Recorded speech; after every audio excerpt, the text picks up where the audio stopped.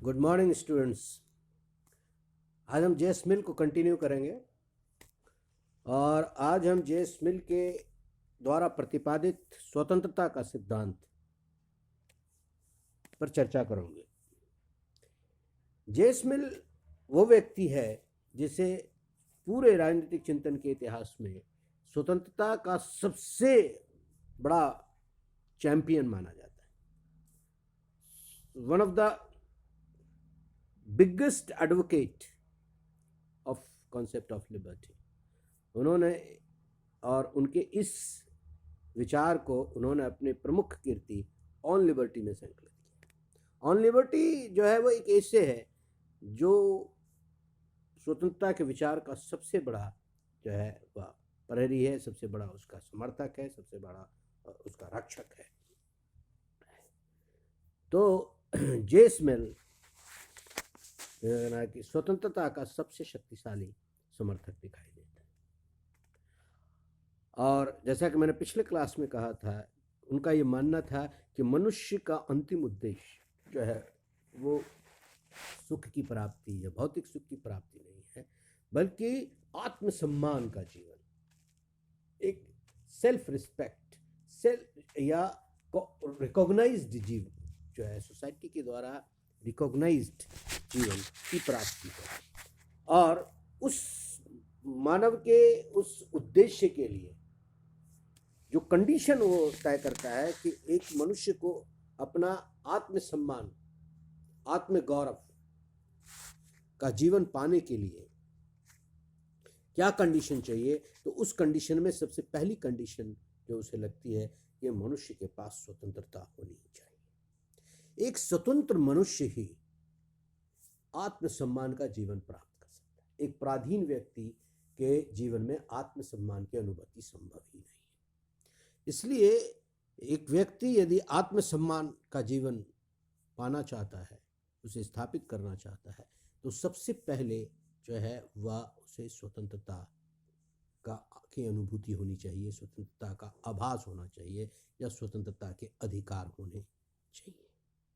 तो इस स्वतंत्रता का मतलब क्या है? स्वतंत्रता कहते किसे? तो स्वतंत्रता केवल बंधनों का भाव नहीं है। स्वतंत्रता के दो रूप हमें दिखाई देते हैं। एक को हम नकारात्मक कहते हैं और एक सकारात्मक कहते हैं।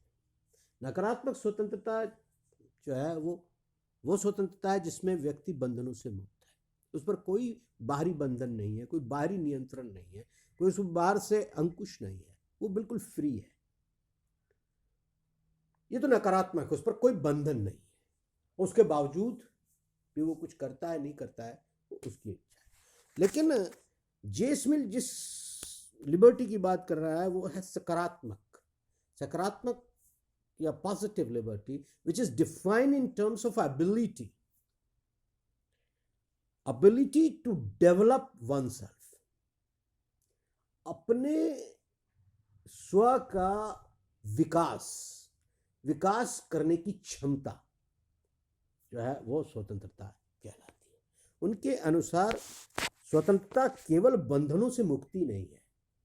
स्वतंत्रता वृहद रूप में उस क्षमता का, उस शक्ति का, उस एबिलिटी का नाम है जिसके माध्यम से वो अपने आप को एक तर्क संगत, विवेक संगत व्यक्ति के रूप में स्थापित करने का प्रयास करता है या उस क्षमता का प्रदर्शन करता है। ये जो है इस प्रकार की स्वतंत्रता की परिभाषा उन्होंने दी। अब है कि स्वतंत्रता की परिभाषा के बाद ये प्रश्न उठता है कि वह उस बात को आगे कैसे बढ़ाता है। वो कहता है कि ये जो व्यक्तित्व के क्षमता के विकास, व्यक्तित्व के विकास की जो क्षमता है, उस या व्यक्ति के कार्य करने की जो क्षमता है, इसके दो रूप हैं। एक को कहता है वो सेल्फ रिगार्डिंग एक्शन और दूसरा है other regarding action. Self regarding actions का मतलब है कि वैसे कार्य व्यक्ति के द्वारा किए जाएं जिसका स्वयं तक की प्रभाव सीमित हो, उसका प्रभाव स्वयं तक सीमित हो।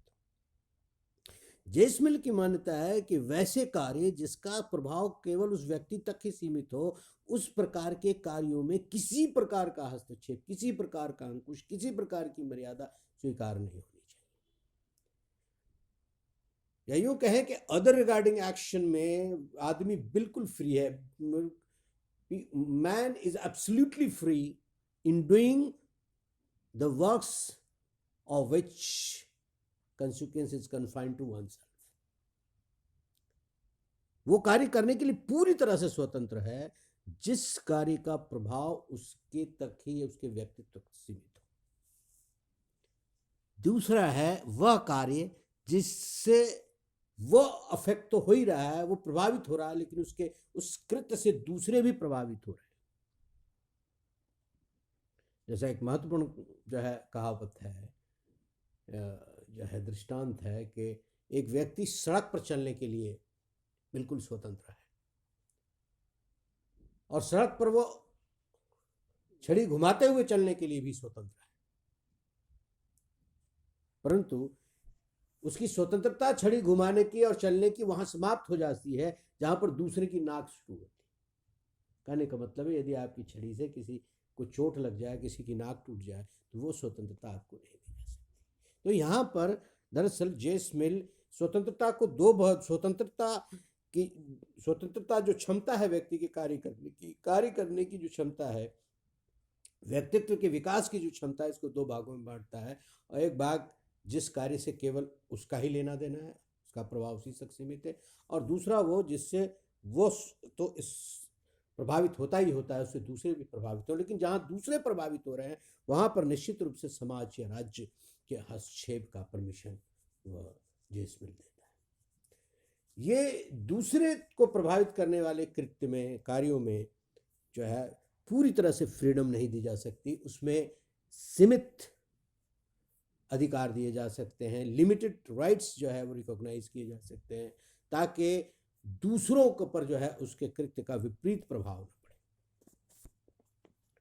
तो इस प्रकार से पहले वो दो भागों में बांटता है, उसके बाद वो आगे बढ़ता है और कहता है कि जो स्वयं तक जो सीमित रखने वाले कार्य हैं, वो क्या खाएगा, क्या पहनेगा, क्या करेगा, क्या पढ़ेगा, क्या सोचेगा, इस संदर्भ में जो है वो पूरी तरह से स्वतंत्र होना चाहिए। और इसी के संदर्भ में वो कहता है कि मैन मस्ट बी फ्री, या in terms of what he thinks, इसको आप कहेंगे कि मनुष्य को विचार अभिव्यक्ति की निरंकुश स्वतंत्रता होनी चाहिए, इसका पक्ष लेता है। विचार अभिव्यक्ति की स्वतंत्रता में किसी प्रकार का कोई नियंत्रण होना ही नहीं चाहिए, क्योंकि हर व्यक्ति तर्कसंगत प्राणी है और वो अपने विकास के लिए आवश्यक बातें सोच सकता है, उसके लिए संसाधन जुटा सकता है। इसलिए इस पर किसी प्रकार का अंकुश नहीं होना चाहिए, निरंकुश अधिकार होना चाहिए। और वो इससे भी आगे बढ़ करके कहता है कि यदि 100 व्यक्तियों का ग्रुप है और यदि 100 व्यक्तियों में 99% व्यक्ति एक तरफ है, एक व्यक्ति दूसरी तरफ है, तब भी उस एक व्यक्ति के विचार को आप नहीं दबा सकते या नहीं दबाए जाने चाहिए।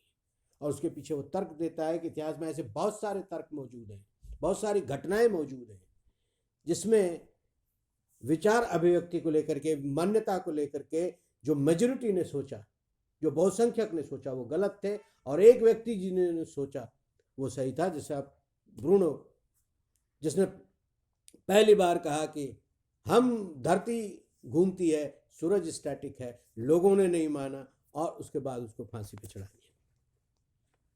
लेकिन आज हम सभी जानते हैं कि वो सही था और बाकी सारे लोग गलत थे। इसी को आधार मानते हुए जेसमिल कहता है कि जहां बहुसंख्यक के द्वारा अल्पसंख्यक या अल्पमत को दबा जाने की प्रवृत्ति है, वो उतना ही गलत है जितना एक व्यक्ति बहुसंख्यक, एक तानाशाह जो है वो बहुसंख्यक के विचारों को दबा देता है। वो उसी प्रकार का कृत्य है। यदि आप ये नहीं चाहते कि एक व्यक्ति सभी व्यक्ति के विचारों को, या बहुसंख्यक विचारों को दबा दे, तो ठीक उसी तरह से बहुसंख्यक को भी चाहिए कि वो सभी मिलकर के किसी एक व्यक्ति के विचार को तिरस्कार न करे, उसको दबाए नहीं। और इसके कारण वो कहता है, इसके दो कारण। यदि अल्पमत सही है, यदि एक व्यक्ति जो विचार व्यक्त कर रहा है और 99 व्यक्ति जो विचार व्यक्त कर रहा है, यदि एक व्यक्ति जो विपरीत विचार व्यक्त कर रहा है, यदि वो गलत है, तो निश्चित रूप से बहुमत हावी होगा। बहुमत सही है, बहुमत का विचार विंडिकेटेड है, उसका बचाव होता है। और यदि 99 गलत है और एक सही है, तो बहुसंख्यक के विचार को करेक्शन करने का मौका मिलेगा, उसे बाद में पछताने का मौका नहीं मिलेगा। और इसी प्रकार के क्रांतिकारी विचारों के द्वारा ही समाज का निरंतर विकास होता रहता है। समाज में वैचारिक विकास लगातार होता रहता, और विचार के आधार पर विज्ञान और कला का जो है विकास होता रहता है। तो इस तरह से वो freedom of thought and expression का जो है बहुत ही पावरफुल डिफेंस करता है, और उसमें राज्य की किसी प्रकार की हस्तक्षेप को मना करता है। किसी भी प्रकार के हस्तक्षेप को जो है वो स्वीकार नहीं करता। दूसरी ओर जो कार्य हैं जो दूसरों का अफेक्ट करते हैं, अदर कार्य से जिस समाज के बड़े भाग उससे प्रभावित हो रहे हैं, उन कार्यों के संदर्भ में वह अंकुश की बात करता है। उसमें वो निरंकुश नहीं हो सकते। इसमें जो है व्यक्ति के कृत्य को जो है निरंकुश नहीं रखा जा सकता। इस पर जो है राज्य के द्वारा, समाज के द्वारा उचित हस्तक्षेप करते हुए उस पर उचित अंकुश लगाने की वकालत करता है। तो इस प्रकार से वो विचार अभिव्यक्ति की स्वतंत्रता या स्वतंत्रता के सिद्धांत का समर्थन करता हुआ जो है वो दिखाई देता है। लेकिन जेम्स मिल की ये विचार, स्वतंत्रता के विचार भी जो है कई दृष्टिकोण से जो है आलोचना किए गए हैं। पहली बात ये कहता है कि ये जो मनुष्य के या व्यक्ति के कृत्य को जो दो भागों में वो बांटता है, वो विभाजन ही अवैज्ञानिक है। जब वो कहता है कि मनुष्य कुछ ऐसे काम करता है जिसका प्रभाव उसी तक सीमित है और उसमें उस पर किसी प्रकार का हस्तक्षेप नहीं होना चाहिए, उस पर किसी प्रकार का अंकुश नहीं होना चाहिए, और मनुष्य जो वो काम करता है जिससे समाज प्रभावित हो रहा है, दूसरे व्यक्ति प्रभावित हो रहे हैं, उस पर जो है प्रतिबंध होना चाहिए। ये जो विभाजन ही जो है अवैज्ञानिक है, अव्यवहारिक है। क्योंकि एक बात ध्यान देने योग्य है कि मनुष्य का कोई ऐसा भी कृत्य नहीं है जिससे केवल वो प्रभावित होता हो।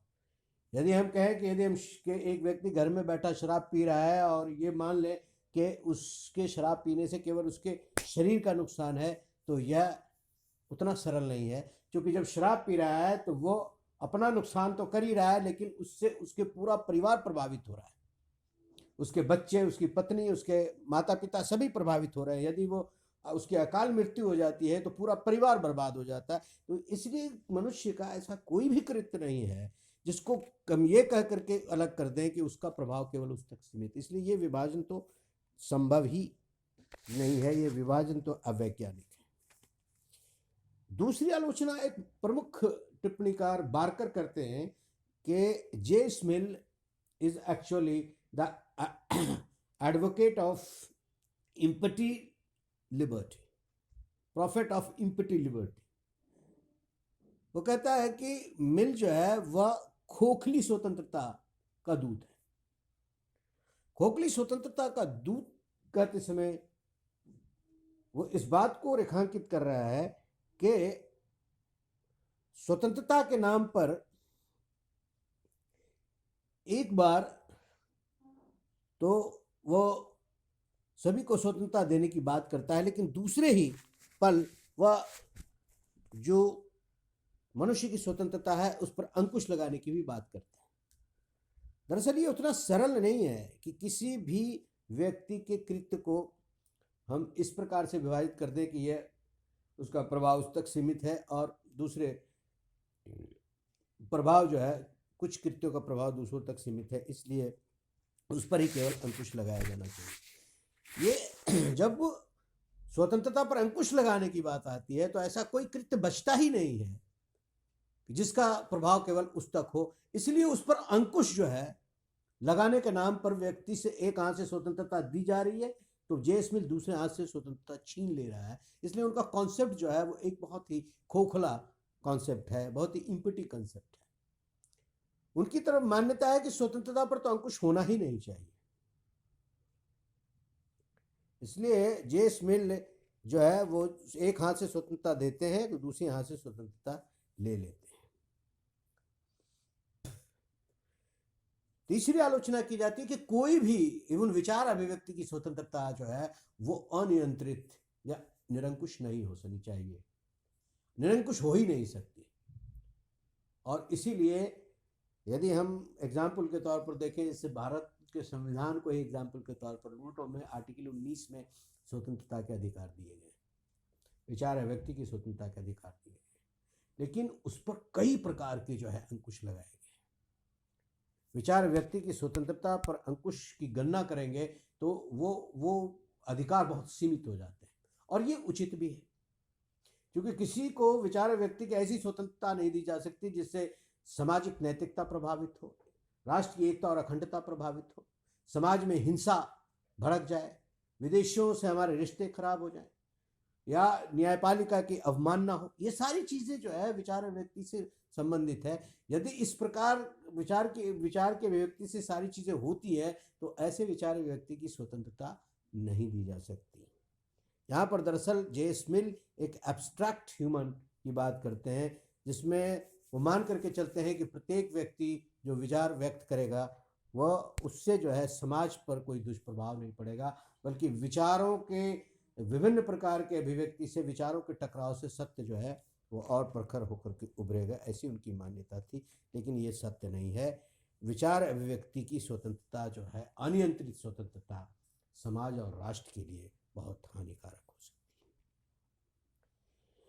है। एक और लेकिन जे स्मिल के विचार अभिव्यक्ति की स्वतंत्रता के संदर्भ में एक और बात जो आलोचना के घेरे में है, क्योंकि जे स्मिल ये सारे अधिकार एक सभ्य समाज के लिए मांगता है। वो पश्चिम यूरोप या इंग्लैंड का जो समाज था, जो पढ़ा लिखा समाज कहलाता था, उसके लिए जो वह उचित मानता है। वो विकासशील देश जो आज के हैं, जिसको अफ्रीका एशिया के देशों के लिए वह इस प्रकार के स्वतंत्रता के अधिकार की बात नहीं करता। वो ये मानता ही नहीं है कि उन जगहों के लोग जो है वो फिट हैं इस प्रकार के अधिकार प्राप्त करने। इसलिए वहाँ पर तो डिस्पार्टिज्म की ही वो वकालत करता है, वहाँ पर निरंकुशवाद की ही वकालत करता है, एक अधिनायकवाद की ही वकालत करता है, ताकि लोग धीरे धीरे ग्रो हों और इस लायक बने कि उन्हें ये अधिकार दिए जाएं। तो इसलिए जे स्मिल पर जो है, जे स्मिल पर एक प्रकार से रेसिज्म का भी जो है वह आरोप लगाया जाता है, क्योंकि जो अधिकार वो अपने अपने लोगों के लिए तलाश रहे हैं वह दूसरे लोगों को देने के लिए या दूसरे कंटिनेंट के को देने के लिए तैयार नहीं है, और इस प्रकार वो इंपीरियलिज्म और कॉलोनियलिज्म के समर्थक दिखाई देते हैं। और अंतिम आलोचना वो स्वतंत्रता के अधिकार के अंतर्गत विचार व्यक्ति के संदर्भ में मुख्य रूप से वो जिस प्रकार के अमूर्त व्यक्ति की कल्पना कर रहा है, दरअसल वो उस प्रकार का व्यक्ति निवास नहीं करता। वो केवल विचारों में ही जो है इस प्रकार के व्यक्ति उपलब्ध हैं। तो इस प्रकार से जे स्मिल के स्वतंत्रता के सिद्धांत की आलोचना की जाती है। लेकिन इन सभी आलोचनाओं के बावजूद आज भी पूरे राजनीतिक चिंतन के इतिहास में जे एस मिल के द्वारा लिखा